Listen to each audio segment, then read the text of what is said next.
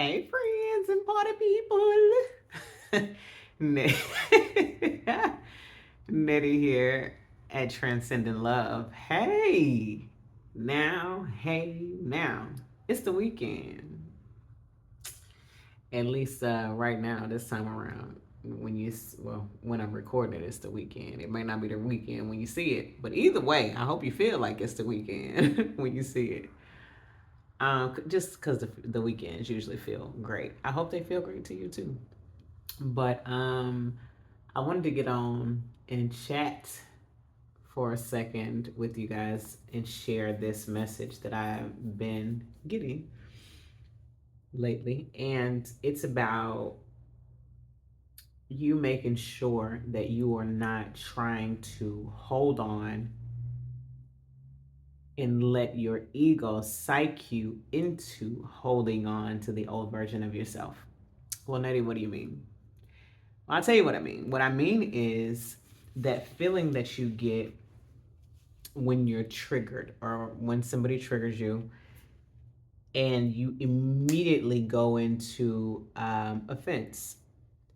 And the first thing is like, they don't know who I used to be, or they don't know what I'm capable of. I need to make it known who I once was in order that people don't try me. Was is past tense. That is not you anymore. But the more you bring that old version of you up and the more you allow it to resurface, it's bound to come out. Now, not that those pieces of you are completely gone. We do a lot of work to keep that part of us at bay. Part of that work is emotional management and control, discipline,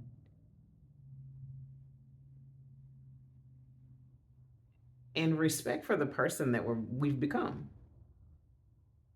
There's nothing to prove. That is only ego. You get all welled up inside and you feel all jittery with anticipation and adrenaline when somebody tries to try you or you feel like they've tried you. But the other part of that too is it don't have to mean none of the things that you've made it mean. All you gotta do is change the meaning. When you change the meaning, it changes the whole situation. You don't have nothing to prove. So stop self sabotaging. It is self sabotage to always feel like you need to keep the person that you were at the forefront for people to see so that they don't forget or so that they don't try you.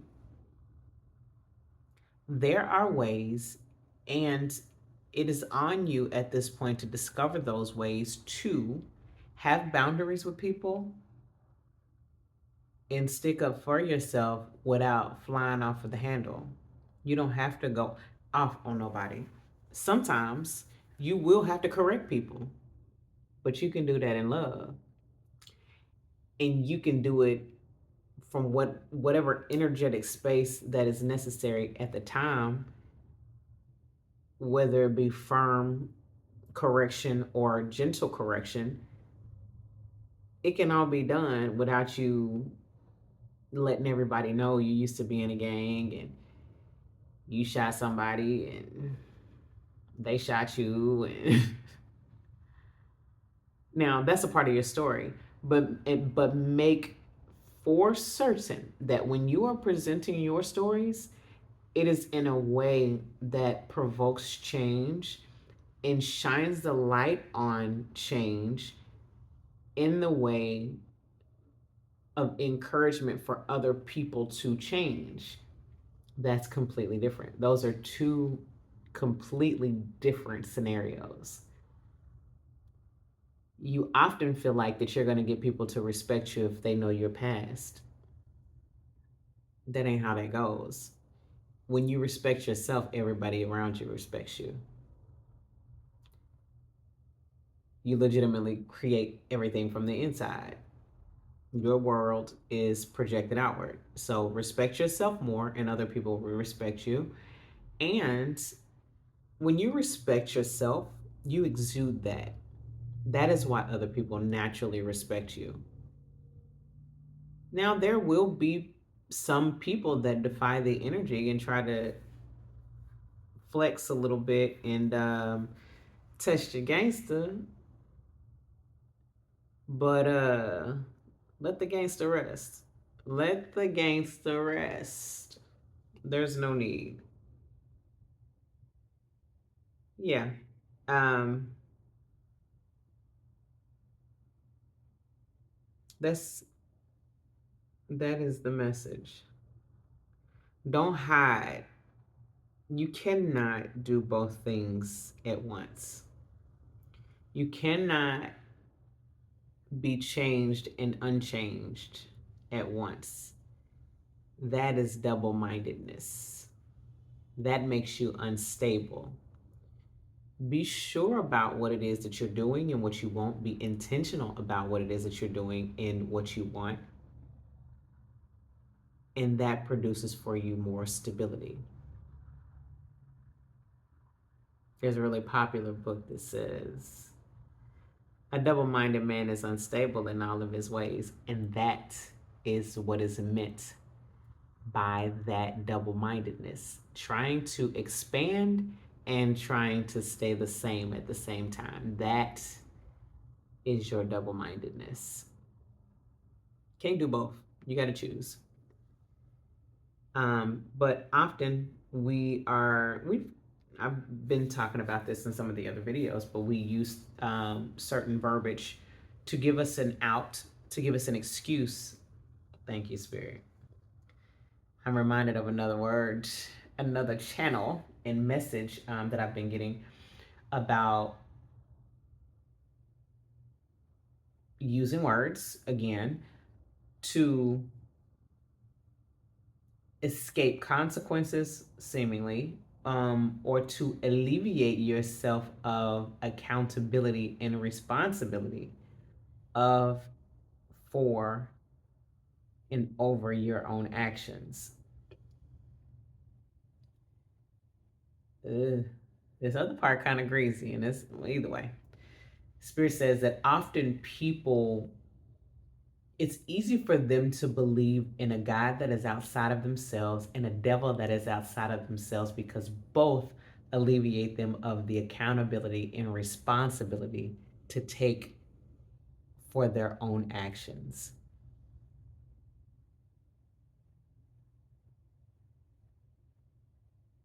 Both of those are components of you, because all things are God.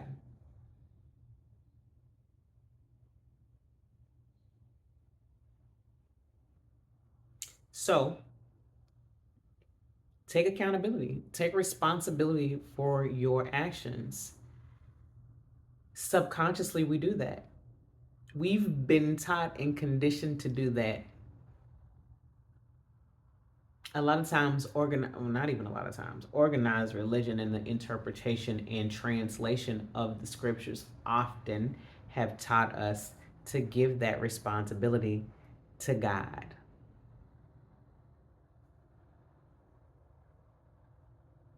On most things that we are ourselves in charge of. So all the time you'll be waiting on God for a long time and you feel like He never coming through. It's because you haven't moved. It's your move.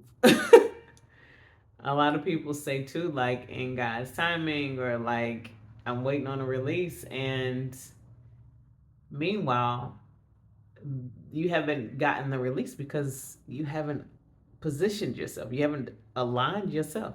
It's not going to just happen. That is the part of the action that is yours to take. Jesus simply will not take the wheel because it's your move.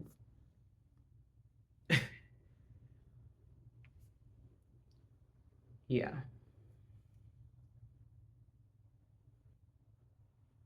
I'm just a messenger. But anyway, take responsibility for your own actions. You have free will for a reason. You have the liberty to do all things.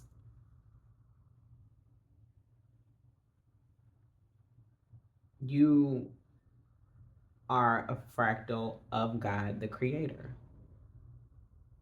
It is in you to do more than you allow yourself credit to do.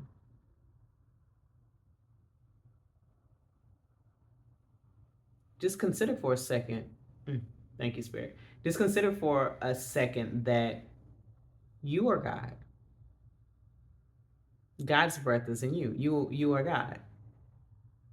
And all the while you are waiting on God to do a thing. That alone tells you that you're waiting on yourself to position. You're waiting on you to get in alignment, to get on the same frequency and vibration as those things that you're waiting on. You to hold up. Anyway, anything else?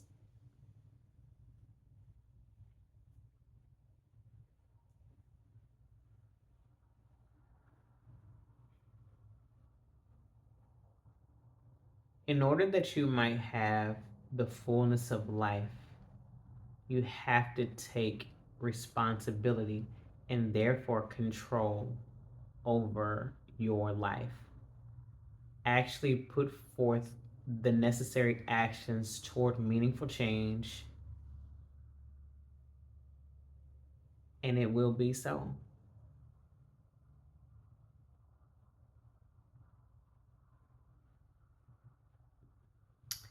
Anyway, thank you, Spirit. I leave you this message in love and in light.